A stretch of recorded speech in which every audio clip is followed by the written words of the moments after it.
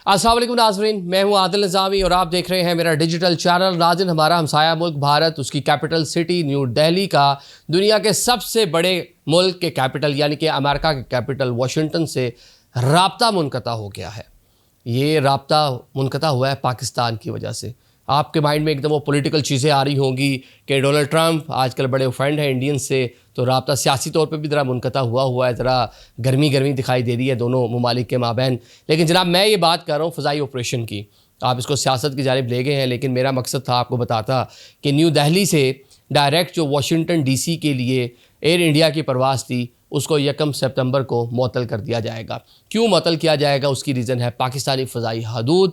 मजमूई तौर पर इंडिया को अभी तक कितना नुकसान हो चुका है इन 4 माह के दौरान। कुछ नुकसान हमारा भी हुआ है पाकिस्तान का, वो भी आपको बताएंगे। और अब एयर इंडिया के पास ऑप्शंस क्या हैं, किस तरह कोशिश कर रहा है कि अपना जो फ़्लाइट ऑपरेशन है उसको अमेरिका के लिए और वाशिंगटन के लिए बहाल रख सके, और क्या मुश्किलात हैं। ये सारी चीज़ें आज के व्लॉग का हिस्सा होंगी। नाज़रीन, आपको मालूम ही है अप्रैल के महीने में पाकिस्तान ने वो एक जो फॉल्स फ्लैग ऑपरेशन था, उसके बाद इंडियन जहाज़ों की पाकिस्तानी फ़ज़ाई हदूद में दाखिला जो है उसको बंद कर दिया था पाकिस्तान ने, जिसके बाद से हम देख रहे हैं कि air India, spice jet, Indigo, जितनी भी इंडियन एयरलाइन है वो शदीद कह लें कि मुश्किल में है, प्रेशर में है। एक इंतज़ामी दबाव उनका देखने को मिल रहा है। 10,000 से ज़्यादा फ़्लाइट्स जो हैं वो मुतासिर हुई हैं इन तकरीबन 4 माह के दौरान, और इसके साथ 2458 फ़्लाइट्स जो हैं वो कैंसिल हुई हैं।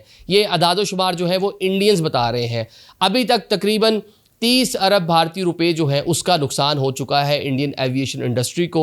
राइटर्स के मुताबिक यही सूरत हाल अगर चलती रही तो अगले 12 माह अगर जो मजमूई तौर पे देख लें तो 60 करोड़ USD डॉलर्स का नुकसान होगा इंडियन एविएशन इंडस्ट्री को, जिसकी भरपाई करना उनके लिए मेरे ख्याल से बहुत मुश्किल होगा। एयर इंडिया ने हाल ही में जो वहाँ की एविएशन मिनिस्ट्री है उनसे मुलाकात भी की थी, रिक्वेस्ट भी की थी कि जनाब ये सियासी मामलात, ये फॉल्स फ्लैग, ये संदूर बंदूर, ये आपके मामले हैं, हमारा तो बिज़नेस ठप होकर रह गया है, तो ज़रा आप पाकिस्तान के साथ मिलकर कोई बातचीत करें। नहीं कर सकते तो कम से कम हमें कुछ ना कुछ कॉम्पनसेट करें। तो वहाँ पर मोदी सरकार ने बिल्कुल हाथ उठा लिए थे।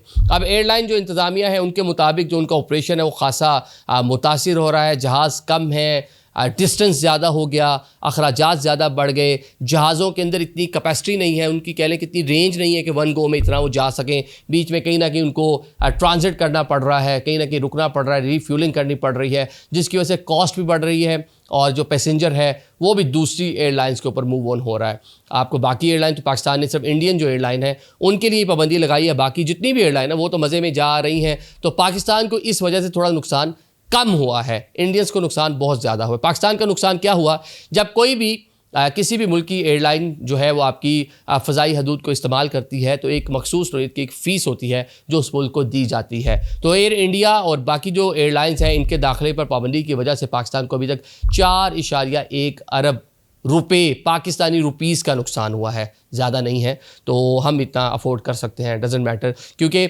ऑन द अदर साइड दूसरी जो एयरलाइंस हैं उनकी जो कह लें कि फ़्लाइट ऑपरेशन है वो इन रीजन्स में ज़रा ज़्यादा बढ़ गया, क्योंकि दिल्ली हो, अमृतसर हो, बेंगलोर हो, अहमदाबाद हो, एक लंबा वाया बहीर अरब के ऊपर से गुजर के इनको जाना पड़ता है। 3 से 4 घंटे 5 घंटे का अमूमन इनका जो कह लें कि फ़्लाइट टाइम है वो बढ़ चुका है। अब ज़रा बात कर लेते हैं एयर इंडिया की।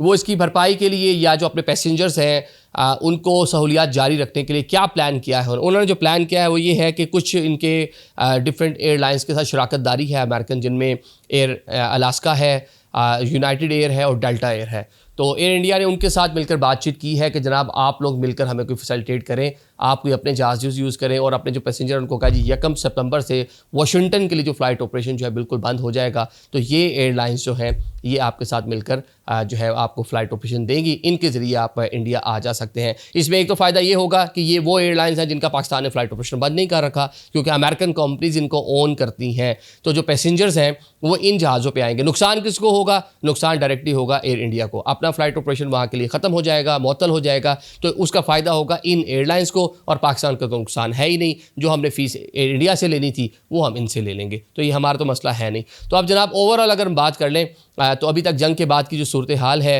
अहमदाबाद में एक इंसिडेंस हुआ, इंडियन एयरलाइंस वैसी कड़ी निगरानी में है, जो इंटरनेशनल रेगुलेटर हैं 260 लोग उसमें जान से गए थे, वो कड़ी नज़र रखे हुए हैं इंडियन डिफरेंट एयरलाइंस के ऊपर। तो इस टाइम इंडिया की पूरी जो एविएशन इंडस्ट्री है, एक बड़ा मुल्क है, अराउंड 1.5 बिलियन की कंट्री है, तो वो कहने के एक दबाव में है उसकी एविएशन इंडस्ट्री। डोमेस्टिक तो चले उनकी चीज़ें चल रही हैं, लेकिन जो इंटरनेशनल उनका फ़्लाइट ऑपरेशन है वो बहुत ज़्यादा मुतासिर हो रखा है। Thank you so much.